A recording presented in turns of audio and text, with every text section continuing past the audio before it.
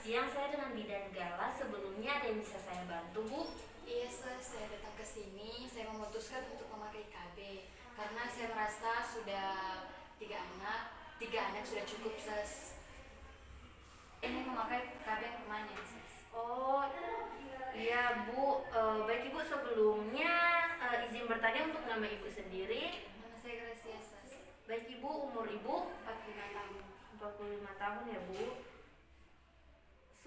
Suku Ibu, Minahasa, Ses. agama Ibu sendiri. Kristen Protestan. Baik, Ibu, pekerjaan Ibu IRT, Ses. ibu rumah tangga ya, Bu. Pendidikan Ibu? SMA. Oh, baik, Ibu. Alamat rumah Ibu?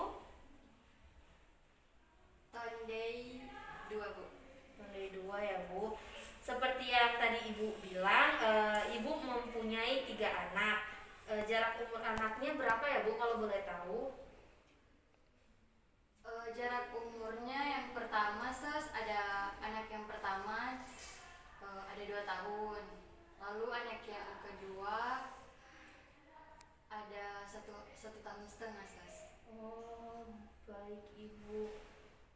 Untuk Ibu sudah berapa lama Ibu menikah? Sudah 22 tahun, Ses. Baik, Ibu, di sini untuk KB permanen ya, Bu. Di sini yang saya sarankan adalah tubektomi, Bu. Di mana tubektomi ini adalah KB dengan cara memotong atau menyikat tuba falopi Ibu. Nih seperti yang digambar sini, Bu. Di mana sel sperma tidak akan bisa mencapai tuba falopi karena sudah diikat atau dipotong. Jadi lebih jelasnya, Bu, cara kerja tubektomi ini, tuba falopi Ibu kan sudah tertutup karena sudah dipotong atau diikat sehingga tidak dapat dibuahi oleh sperma. Jadi, Ses, keuntungan dari tubektomi apa ya, Ses? Jadi, Ibu, keuntungan dari tubektomi itu sendiri yang pastinya efektif untuk jangka panjang dan permanen seperti yang Ibu mau tadi. Lalu Ibu tubektomi ini tidak mempengaruhi hormon Ibu dan efektivitas seks lebih menyenangkan. Jadi Ibu setiap penggunaan KB pasti ada kerugiannya. Tadi kan saya sudah sebutkan tentang keuntungannya sendiri. Di sini saya akan menyebutkan kerugian dari tubektomi. Jadi kerugian tubektomi sendiri yang pertama infeksi pasca operasi karena akan dilakukan operasi, lalu perdarahan. Di sini saya akan menyebutkan kontraindikasi, Bu. Kontraindikasi dari tubektomi yang pertama, Ibu hamil. Kedua, memiliki penyakit jantung dan paru-paru, tidak boleh menjalani proses pembedahan. Lalu, jadi jika salah satu yang saya sebutkan tadi terjadi pada Ibu tidak boleh melakukan tubektomi ini. Karena ini kontraindikasi. Selanjutnya untuk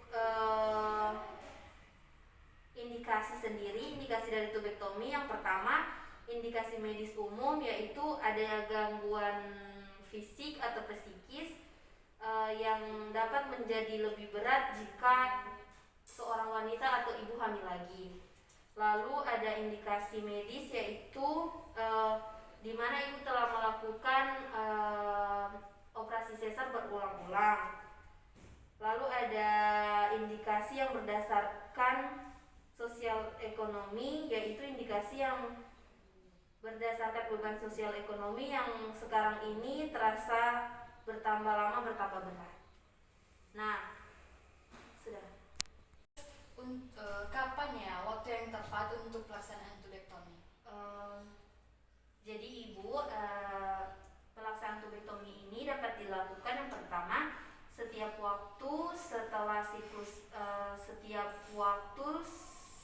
siklus mens apabila diyakini secara rasional Ibu tidak hamil. Nah, lalu yang kedua, hari ke-6 hingga ke-13 dari siklus menstruasi Ibu. Lalu yang ketiga, jika pasca persalinan sebaiknya dilakukan dalam 24 jam pertama atau selambat-lambatnya 48 jam pertama. Terus, Bu, setelah melakukan pelaksanaan tubektomi, kapan ya, Bu, kunjungan ulang? Jadi Ibu, kunjungan ulang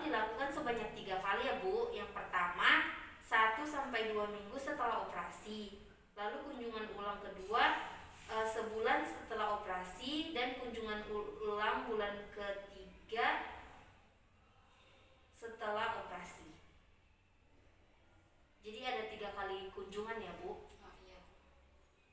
Ibu, setelah pelaksanaan tubektomi kapan ya Bu bisa berhubungan itu? Yang pastinya Ibu setelah Ibu istirahat dalam 1 minggu, dan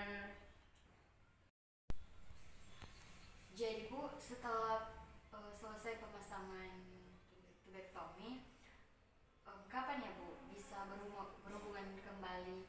Bu, yang pastinya Ibu setelah pelaksanaan tubektomi ini Ibu akan istirahat terlebih dahulu. Di sini Ibu bisa istirahat selama 1 minggu untuk menghindari terjadinya komplikasi yang mungkin terjadi setelah tubektomi. Oh baik, Sus. Seperti yang sudah saya jelaskan tadi, apakah ada yang ingin Ibu tanyakan kembali? Sudah tidak ada Bu. Baik Ibu, untuk pemasangan tubektomi sendiri Ibu harus melakukan pemeriksaan lebih lanjut lagi. Oh iya Bu. Terima kasih Bu. Terima kasih. Permisi Bu Bidan. Iya, terima kasih Ibu.